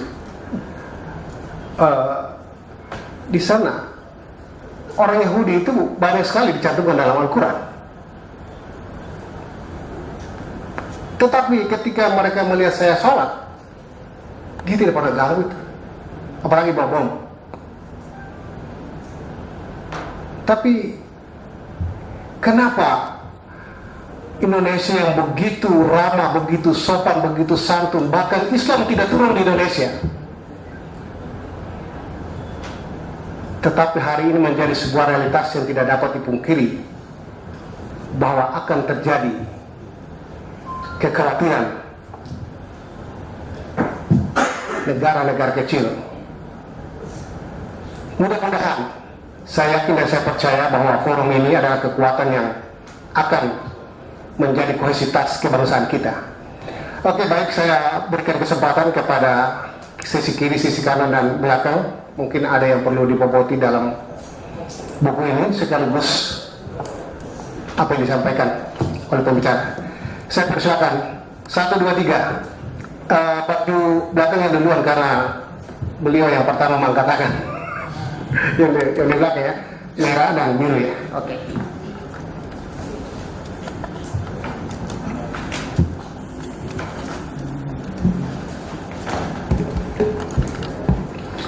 Terima kasih. Assalamualaikum warahmatullahi wabarakatuh. Tema ideologi kaum fundamentalis. Nama saya Bahrul Ulumuddin dari UIN Syarif Hidayatullah Jakarta. Tema yang diangkat kali ini adalah ideologi kaum fundamentalis. Itu sangat bagus sekali. Cuman yang bisa saya analisa dari ideologi kaum fundamentalis dan juga menjawab ke kegalauan persoalan agama dan negara itu mengarah. Jadi intinya bentuk aksinya itu mengarah pada teroris. Saya langsung to the point aja. Jadi ketika kita bicara tentang teroris, ada satu poin yang sangat dasar sekali, adalah embrio dari teroris itu sendiri. Bahkan tadi sempat disampaikan bahwa ketika orang mengalami suatu paham yang radikal, fundamental, dan juga ekstrim, itu akan berujung kepada teroris. Tapi bagi saya, teroris itu tidak harus fundamental, ekstrim, radikal pun juga sudah bisa jadi teroris. Nah, menanggapi ideologi fundamental, radikal, ekstrim, itu dalam konteks Islam itu sudah keluar. Karena pada hakikatnya Islam itu adalah rahmatan lil alamin. Jadi ketika suatu paham, aliran, gerakan yang sudah tidak mengusung asas rahmatan lil alamin, Islam rahmatan lil alamin, itu sudah keluar dari Islam itu sendiri. Jadi teroris di sini itu yang perlu kita khawatirkan. Apakah teroris ini adalah korban dari brainwash ataupun paham dari salah satu radikal fundamental itu? Apakah memang ini sudah decide? Jadi embrio terorisme, dan itu yang harus kita ketahui dan juga harus kita antisipasi bersama. Mungkin itu saja yang bisa saya sampaikan atau bisa saya tanyakan tentang embrio teroris dan juga Islam rahmatan lil alamin itu sendiri. Terima kasih. Wassalamualaikum warahmatullahi wabarakatuh. Baik, kita tampung ya. 1, 2. Terima kasih. Assalamualaikum warahmatullahi wabarakatuh. Saya Dr. Didik Kunaryadi Wijayanto dari Dr. Bhinneka Tunggal Ika. Terima kasih kesempatan yang diberikan oleh moderator. Pertama-tama ingin saya sampaikan satu penghargaan dan apresiasi yang setinggi-tingginya untuk PBNU yang selalu bersikap sedemikian tegas dan jelas, berdiri di barisan terdepan sebagai penjaga keutuhan NKRI. Untuk itu kita berikan aplaus yang luar biasa. Dan tentu saja kami merasa sangat terhormat juga bisa berada di sini bersama-sama, bahkan logo kami ada di backdrop. Luar biasa, terima kasih panitia. Dan tema pada sore hari ini juga luar biasa dengan lahirnya buku tentang ideologi kaum fundamentalis ini. Saya baru menerimanya ketika baru hadir di sini tadi, belum sempat membacanya Pak, tapi sempat membuka sedikit dan ada hal yang ingin juga saya sampaikan. Mencermati, menyikapi kondisi yang terakhir, kondisi akhir-akhir ini di Republik ini, yang sedemikian terjadi perubahan yang luar biasa cepat, bahkan belum sempat untuk kita berbuat sesuatu. Ini betul-betul harus menjadi satu yang sangat serius karena sudah sampai pada titik kritis terjadinya satu ancaman perpecahan dan disintegrasi bangsa. Dan bukan hanya di kelompok grassroots ini terjadi, ini sudah sampai di kelompok intelektualis selevel dokter, dan itu sangat memprihatinkan. Karena kalau ini terjadi, kemudian hal yang kita yakini sesuatu yang salah, tapi karena begitu seringnya, begitu intensifnya ini didengungkan, digaungkan berulang-ulang di berbagai media, ini akhirnya kemudian masuk di dalam otak bawah sadar kita bahwa ini bisa menjadi benar. Ini kelihatannya sesuatu yang secara terstruktur dan sangat sistematis dilakukan oleh kaum fundamentalis ini yang akan merubah ideologi bangsa dengan konsep khilafah ini. Nah, ini saya pikir penting sekali, ini menjadi momentum kita bersama. Bukan hanya semangat yang dibutuhkan dalam hal ini, bagaimana kita merapatkan barisan, bagaimana kita merumuskan langkah secara konkret mulai hari ini ke depan untuk menangkal ini sebagai satu konsep manajemen risiko agar tidak terjadi hal yang kita tidak harapkan. Karena sudah sampai di pelajar-pelajar sekolah di tingkat SD dan SMP pun sudah sedemikian intrusi ini terjadi, luar biasa. Artinya kita harus melakukan satu evaluasi yang komprehensif, terutama khususnya pada sistem pendidikan dasar di negeri ini, terutama yang berkaitan dengan akhlak, moral, dan juga hal-hal yang terkait dengan agama dan akidah. Ini penting sekali karena kelihatannya ada hal yang menjadi titik lemah yang kemudian ini mudah dimasuki oleh paham-paham yang seperti ini.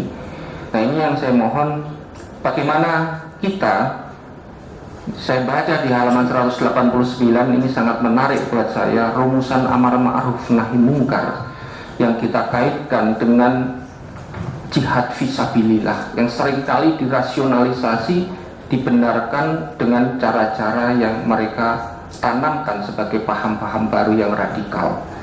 Ini saya pikir kita sangat berharap PBNU sebagai organisasi Islam terbesar di Indonesia betul-betul kita bisa bersama-sama merumuskan, memformulasikan satu langkah-langkah konkret apa yang kemudian bisa secara terstruktur dan sistematis juga untuk bisa menangkal makin meluasnya paham ini. Terima kasih. Wassalamualaikum warahmatullahi wabarakatuh.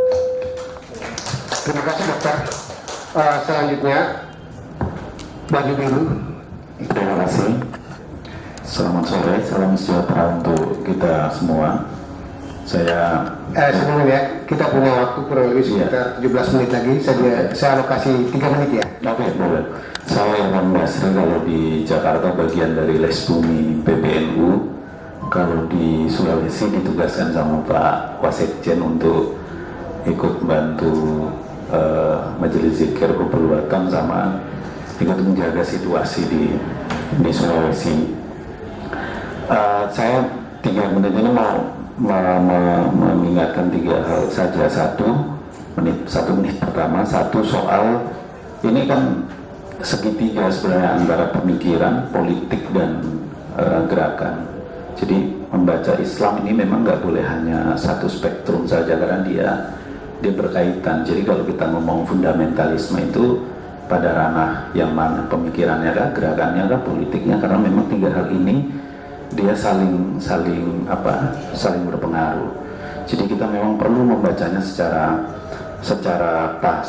Karena kalau kita potret di tingkat kenyataan, ini juga bisa-bisa sebenarnya, apalagi ketika masuk menganalisis jaringan terorisme di Indonesia. Menurut saya ini lebih sebenarnya tidak utuh, bentuknya itu nggak utuh gitu. Jadi ada hanya aksi saja tapi nggak punya argumentasi yang kuat terhadap tindakan-tindakannya. Ada yang juga embrionya hanya pada level pemikiran dan belum sampai pada tingkat tindakan, atau belum tindakannya bukan tindakan kekerasan tapi satu tindakan politik. Karena aksi politik parlementer juga tetap jalan. Ini tidak boleh hanya dilihat terorisme itu hanya dalam bentuk tindakan radikal, destruktif, aksi bom dan sebagainya, tapi juga gerakan merebut parlemen, gerakan merebut negara itu juga terus terjadi. Nah, jadi pilar-pilar itu semua perlu dilihat. Yang kedua adalah ini memang 2 hal yang berbeda menurut saya. Evolusi kita sebagai bangsa dan evolusi kita sebagai negara.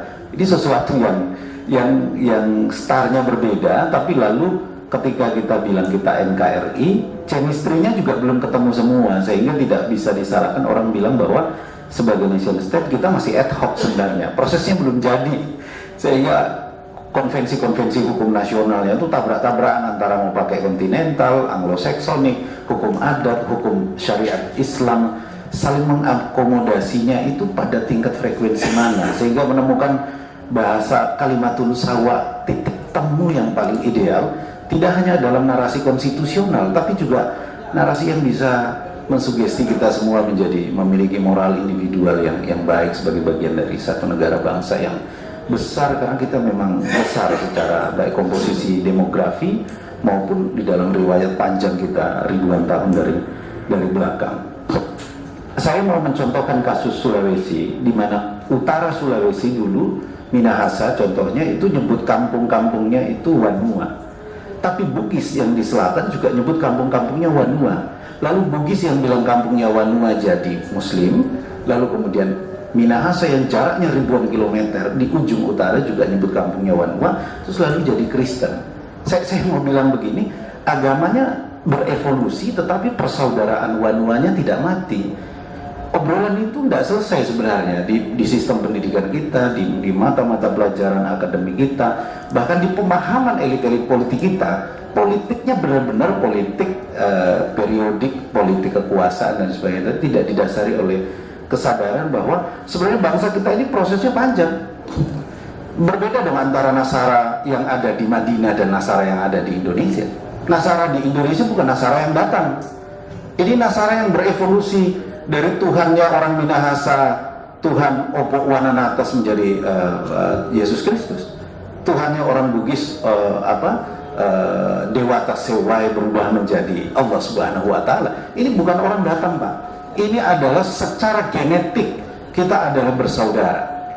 Secara proses kebangsaan kita panjang prosesnya jadi tidaklah gugur seluruh genetik persaudaraan kita oleh karena perbedaan agama. Posisi Nahdlatul Ulama sebenarnya di dalam proses ini, Nahdlatul Ulama adalah akumulasi panjang dari sejarah Islam Nusantara. Islam Nusantara ini pilarnya 4, pesantren, thariqah, Islam lokal hasil dakwah, bil hikmah, mau'izah bil hasanah awal, dan yang keempat adalah kesultanan Islam yang terentang dari Aceh sampai Papua. Ini kami sedang, keluarga besar Nahdlatul Ulama sedang bekerja keras untuk menyusun rancang bangun besar contoh utama Islam di dunia ini, yaitu Islam Nusantara. Mohon didoakan NU bisa bekerja keras untuk. Yang terakhir Pak Moderator adalah soal, menurut saya di level tata negara memang ada yang hilang. Kita kehilangan satu pilar, yaitu utusan golongan. Ini juga tindakan konstitusional yang bisa memblokade kelompok seperti HPI atau yang pro khilafah. Karena kita hanya punya 2 pilar di MPR, yaitu DPD dan DPR, mewakili daerah dan kompetisi partai setiap 5 tahun. Kita butuh utusan golongan, yang dimana misalnya Geming, PGI, NU, Muhammadiyah itu langsung punya 1 kursi di parlemen, dan itu artinya itulah perwakilan organik di rakyat kita. Jadi dia punya dasar konstitusional, dan energi kita tidak habis ribut soal Ahmadiyah, Syiah dan sebagainya. Karena kalau dia sudah perwakilan organik di struktur MPR, ditambah elemen paling pokok kita dikembalikan, yaitu GBHN, maka ini mau presidennya ganti berulang kali, partai yang berkuasa ganti berulang kali, tapi haluan negaranya tetap sampai kapanpun kita tidak akan berubah. NKRI harga mati, Pancasila, Bhinneka Tunggal Ika, semua terawat. Karena operasinya ini tidak jalan karena nggak ada GBHN-nya, Bapak Ibu sekalian, dan tidak ada utusan golongannya. Yang terakhir, mohon kita menyadari betul, sesungguhnya watak Islam Indonesia ini adalah Islam moderat, memang karena dibentukkan dari apa? Kelompok Sabian Gambus, Nisa Sabian, ini terakhir tembus 127 juta viewers, Pak.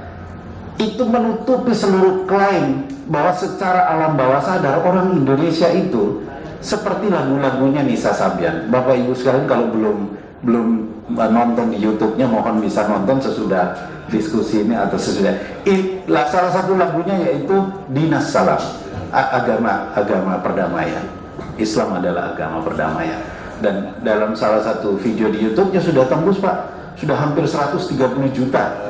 Sudah besar, lebih banyak daripada yang diasumsikan oleh kelompok-kelompok yang kecil sebenarnya yang menjadi problem di bangsa kita. Terakhir, saya hormat sekali ada Dr. Bhinneka Tunggal Ika bisa sama-sama kita di diskusi sore. Terima kasih. Assalamualaikum warahmatullahi wabarakatuh. Kehilangan pilar, utusan golongan, agama boleh saja berevolusi. Nilai persaudaraan kita menjadi abadi untuk selamanya. Kemudian dokter, momentum untuk kita harus bergerak, karena kekhawatiran ini bukanlah sebuah hayalan, tetapi realitas telah terbangun dalam dunia pendidikan. Fundamentalisme, radikalisme, dan terorisme adalah bagian dari kekhawatiran kita, dan hari ini telah terjadi. Itulah rangkuman dari 3 audien yang sudah saya coba untuk merangkum, dan saya persilakan Mas Heri duluan untuk memberikan komentar. Ya, singkat saja. Saya kira pertama tadi masalah embrio teroris yang dari UIN tadi. Saya kira kita semua tahu bagaimana asal usul sejarahnya, semua tahu, kita tahu bagaimana pertarungan geopolitik Uni Soviet Amerika waktu itu berbuah pada terciptanya ini semua.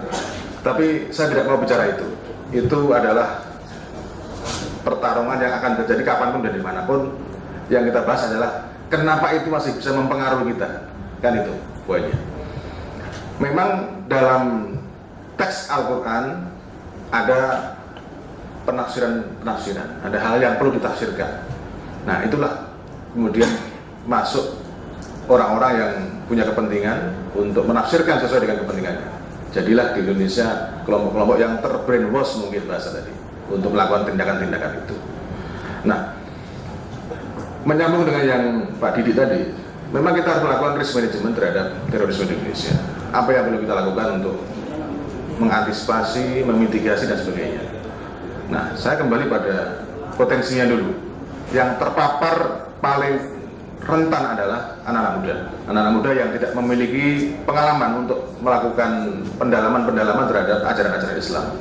Mungkin kalau di kalangan yang lebih senior bisa punya pengalaman lebih cukup. Kenapa? Karena ada proses dulu belajar yang di kalangan kiai-kiai dan sebagainya. Nah, sekarang paparan itu bisa lebih masif. Kalau kita mencari kata Islam di YouTube atau di Google, saya kira majoritinya masih yang mengarahkan pada situs-situs yang dalam memberikan pemahaman Islam itu kurang tepat dan cenderung menyalahkan. Nah, 2 pelaku teror terakhir yang di Depok, yang perempuan itu, mereka ternyata belajar Islam dari Google. Nah, belajar Islam dari Google dan kemudian mengakses situs yang mengarahkan pada tindakan-tindakan radikal, tindakan teror tadi.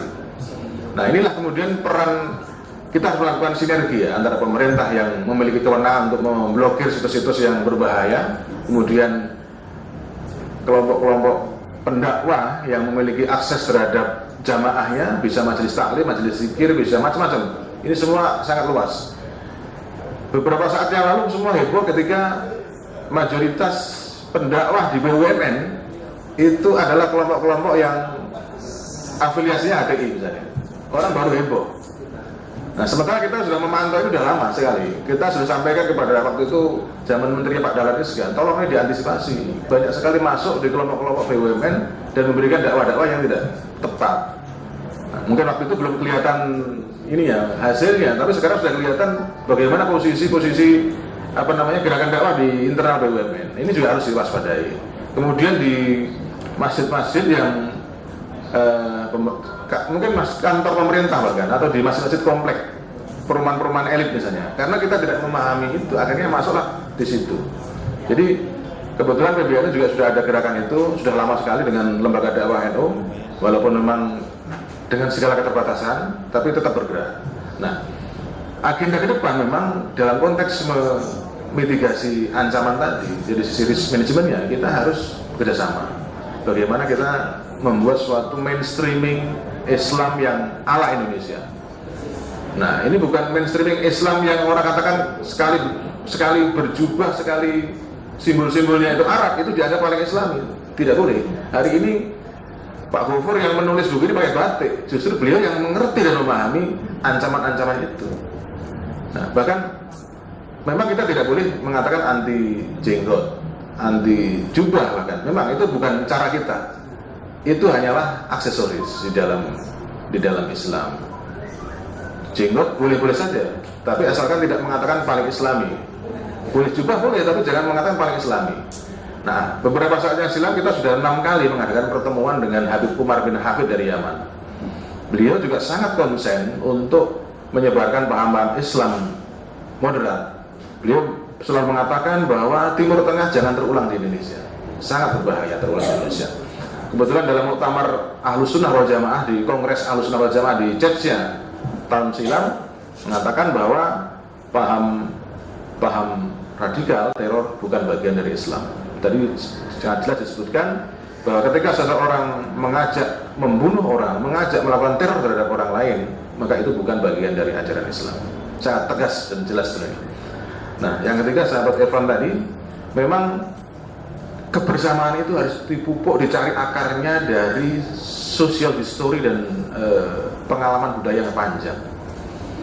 Kita tidak bisa mengatakan konflik itu terjadi karena perbedaan, tidak. Perbedaan selama ini justru kalau kita bisa mencari titik temu dan kemudian membangun kalimatun sawak tadi, titik temu yang umum di antara kita, maka kita bisa membangun sesuatu yang lebih besar.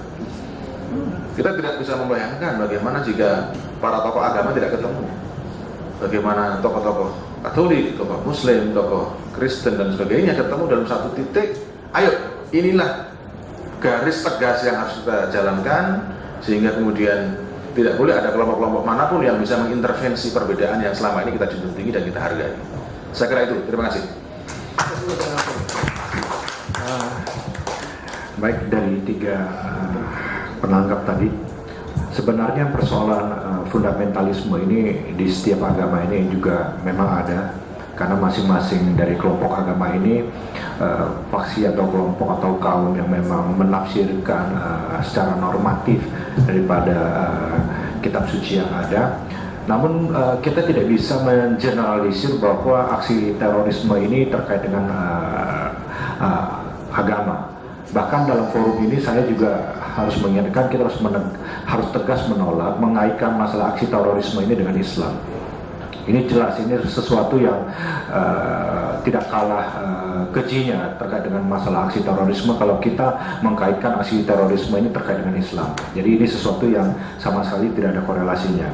Kemudian mengenai masalah aksi terorisme di Indonesia sendiri, kita bisa lihat dari pasca bom Bali, ya, kita bisa melihat bagaimana itu kelompok yang bergerak itu memang terjaring secara sistematis, terorganisir, tetapi dalam praktek di lapangan memang mereka berbentuk semacam sel yang memang bergerak sendiri-sendiri. Kemudian beberapa tahun terakhir ini tipikalnya lebih seperti lone wolf.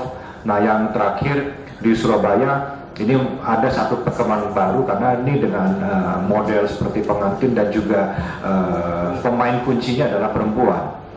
Dan dalam hal ini keluarga menjadi dilibatkan, bahkan anak kecil ini dilibatkan.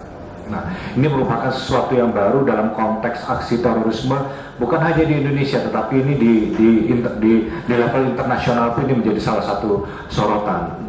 Saya pikir ini menjadi persoalan yang harus kita cermati bersama, tetapi terkait dengan menjelang akhir diskusi kita, saya pikir dalam forum ini, satu, kita perlu mempertegas bahwa yang namanya Pancasila, UUD 45, Bhinneka, dan NKRI itu sudah final. Itu yang pertama. Yang kedua, memang dalam setiap proses kebangsaan kita, tantangan-tantangan seperti ini akan sangat mungkin dimunculkan lagi. Bahkan kalau kita bicara dalam konteks global dengan proxy war-nya, ya sesuatu seperti ini ya tentunya sesuatu yang harus kita lihat dan sesuatu yang memang sulit sekali untuk kita hindari. Tetapi kita harus menyadari bahwa bagaimanapun membangun keindonesiaan kita dalam konteks negara berbangsa dan negara ini merupakan satu proses, Bapak Ibu semua, menjadi proses yang memang tidak pernah akan bisa berakhir, karena ini adalah sifatnya aktif terus menerus, ini sifatnya dialektis.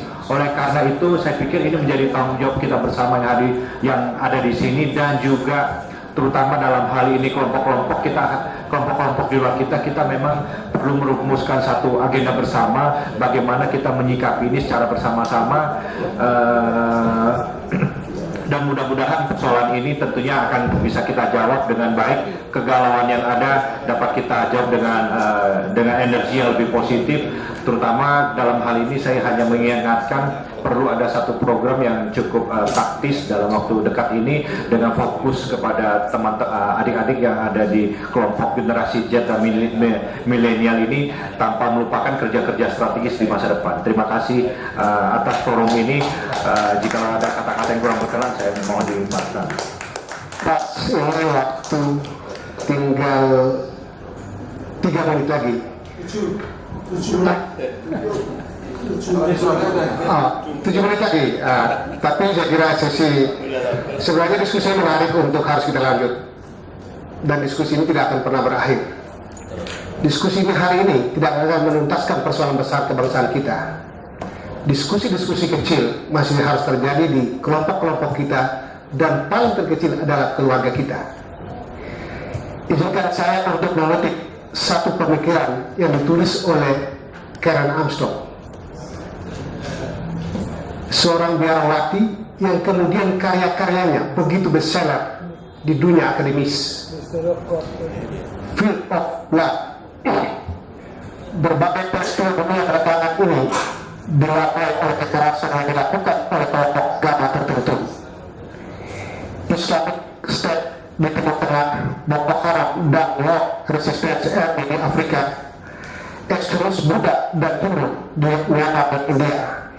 Ini menunjukkan pandangan populer bahwa agama adalah sumber kekerasan dan bertanggung jawab atas rentetan terorisme yang kian kerap terjadi. Melalui buku ini, nanti dibeli ya, bukan saya promosi, Karen Armstrong memberikan tanggapan atas pandangan tersebut. Karen melakukan dengan menampilkan penjelasan historis yang luas mulai dari etik, bebas hingga Al-Qaeda menentang masa 3000 tahun sebelum kelahiran Kristus. Hingga zaman sekarang mencakup masyarakat purba, bukan hanya Babilonia melainkan juga India klasik, Cina dan Israel. Dari penelusuran Karen menunjukkan bahwa alasan sesungguhnya bagi perang dan kekerasan terjadi sepanjang sejarah umat manusia sangat sedikit hubungannya dengan agama. Adik-adik merupakan dari ilmu ajaran. Fenomena kekerasan merupakan reaksi terhadap kekuasaan negara, kapitalisme dan modernisme yang dibungkus dengan bahasa agama. Kira juga memperlihatkan bagaimana agama dapat meredakan kemarahan ini dan harapan bagi perdamaian di antara orang-orang beragama berbeda di zaman now. Saya kira kebencian dan kekerasan tidak boleh dibalas dengan kebencian dan kekerasan. Kebencian dan kekerasan hanya akan berakhir apabila dia dibalas dengan cinta. Cinta adalah given. Cinta hanya bisa hadir dalam setiap jiwa-jiwa yang ikhlas. Jadikanlah perbedaan untuk hidup dalam batas-batas kepantasan. Itulah maha guru besar saya, Gus Dur. Terima kasih. Wassalamualaikum warahmatullahi wabarakatuh.